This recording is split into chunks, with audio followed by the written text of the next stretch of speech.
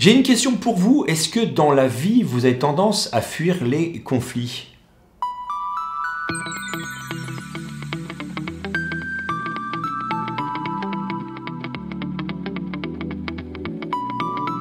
Sans conflit de personnages entre eux ou interne d'un personnage dans une série, dans un film, dans un livre, il n'y aurait, dans une histoire tout court, il n'y aurait aucun intérêt pour le public. Le conflit va générer l'émotion chez le public. Ma première technique, c'est repérer le conflit dans votre scénario, dans votre extrait de scénario, dans votre séquence. Évidemment, la présence du conflit et son degré de puissance est liée au scénario. Il faudra, vous, de prime abord, acteur-actrice, repérer ce ou ces conflits dans votre texte. Savoir si c'est des conflits externes ou internes. Externe, ça veut dire que votre personnage a un conflit avec quelque chose d'extérieur, avec quelqu'un d'autre ou un objet.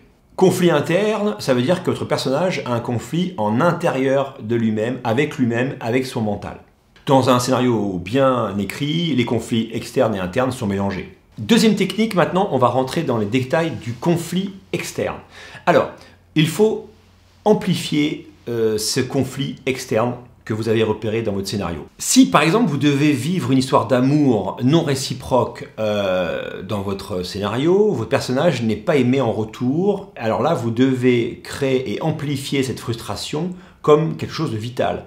Ça peut vous en faire mourir physiquement, vraiment au premier degré, c'est-à-dire vous laisser mourir, ne plus manger par exemple quand vous avez la faim, ou au contraire vous empoisonner en buvant une quantité astronomique d'alcool et vous tuer à l'alcool, comme l'exemple du film Living Las Vegas de Mike Figgis avec Nicolas Cage, un magnifique film que je vous conseille. Eh bien, c'est à vous de créer et d'amplifier ce conflit externe pour avoir suffisamment de matière, de charge, d'intention négative vis-à-vis de l'autre.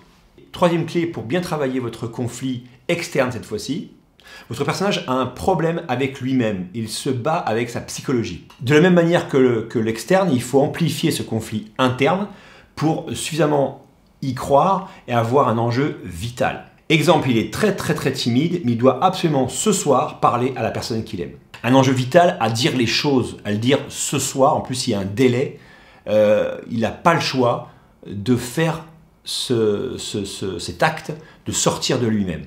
Pour travailler ce conflit interne également, une technique du questionnement marche très bien. Il faut tout le temps vous poser des questions en tant que personnage. Pourquoi il m'arrive ça?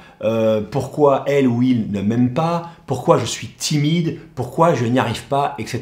Bien sûr, il ne faut pas répondre à ces questions tout de suite pour laisser monter cette frustration très forte pour votre personnage. Qui dit frustration, qui dit émotion, colère, angoisse, tristesse. Voilà!